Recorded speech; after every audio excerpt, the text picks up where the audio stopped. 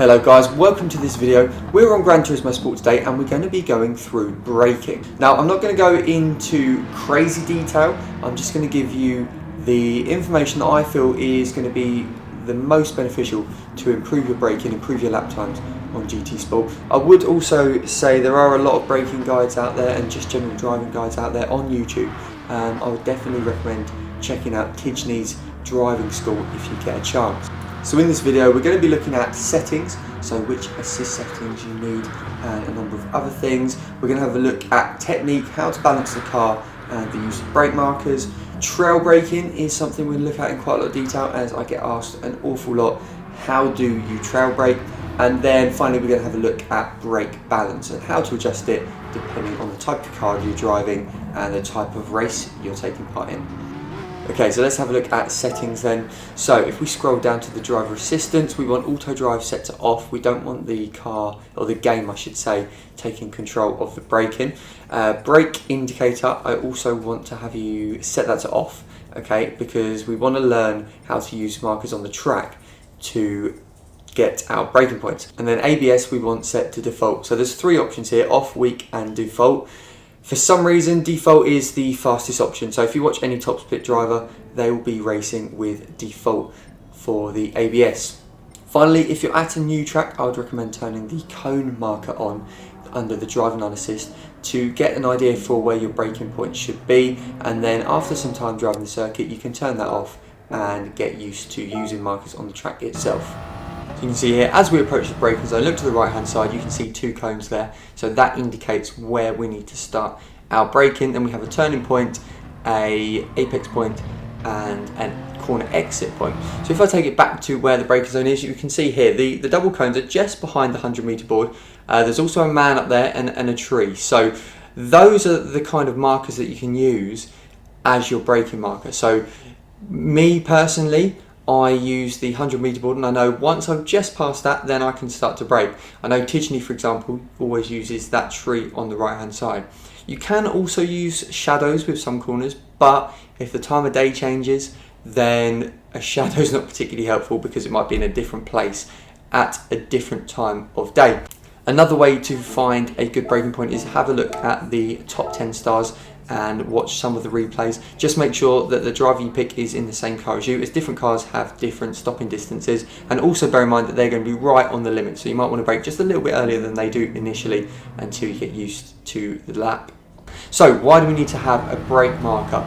Well, it means that you're going to be much more consistent every single time you hit that corner. Okay, so what you don't want to be doing is judging your braking point by the distance you think you are away from the corner, because that will be very inconsistent lap to lap. Now there are a number of different things that will affect how far away from the corner we are when we begin our braking, and this depends on obviously the car, so how fast you're going when you're approaching the corner. It will depend on which tyre compound you're on, so you can brake a lot later if you're using the soft tyres, racing soft tyres, compared to, let's say, sports hard tyres, because there's so much more grip in the tyre that you're able to brake later. Remember that tyre wear will also affect your braking, and you'll have to brake earlier when your tyres are more worn. And it also depends on the track and the corner itself. So a corner that is uphill, for example, officially turn 3 at Austria, is a very sharp hairpin, but you can brake quite late for that one because it's uphill. But then the following corner down the hill, you have to brake earlier than you think, even though it's not quite as tight a corner, because you're downhill, so you're working against gravity and you just have to brake a little bit earlier to compensate for that. Another example of having to brake in a slightly different way would be turn 1 at Suzuka, where it initially is a very, very light, sort of slight kink to the right that then develops into more of a corner. So you have to be gentle on the brakes initially and then apply pressure as you get into the corner. So in order to maximise your lap time, you're going to be needing to slow down as late as possible into a corner whilst maintaining as much speed as possible through the apex of the corner, and then being able to accelerate as quickly as possible out of the corner. Okay, so if you get any one of these wrong, you're going to be slowing down your lap. So if you're braking too late into a corner, you're more than likely going to be slow on the exit and losing lap time through each corner. So in this example here, you can see I'm braking very late for the corner, and at the apex we are ahead of our current best lap Ghost. But on the exit, the Ghost is able to pick up the throttle much earlier, and that means that the whole way down this straight, they're going to be gaining time on us. And by the end of the straight, it's at least a tenth and a half we've lost, and if there's 10 corners on the track, that's well over a second by the end of the lap. One way in which we can maximise the amount of speed we take into a corner whilst leaving the braking as late as possible is a technique known as trail braking, which is essentially braking right up until the apex of the corner as you are starting to turn the car. Now, that sounds easier said than done, because it's very important to remember that the car can only cope with so many inputs at once. So if you are braking at 100%, okay, you don't want to be having any steering input. If you start to steer a little bit, you want to start to be coming off the brakes, and essentially you're just balancing at that as you approach the apex of a given corner. So let's say at the apex you're going to have 100% steering. When you're at 90% steering, you want to be 10% on the brakes. When you're 50% steering, you want to be 50% on the brakes. And so essentially, as you're increasing the steering on the wheel, you're releasing the pressure on the brake nice and smoothly. And the same can be said for when you're accelerating out of a corner. You know, if you're maximum steering angle, you don't want to be getting on the throttle. And then as you're releasing the steering and straightening up the wheel, you're gradually applying the throttle until, you know, when you're in a straight line or nearly in a straight line, you've got full pressure on the throttle. Now, brake bias is something I get asked about quite a lot, and which brake bias to use for different combinations.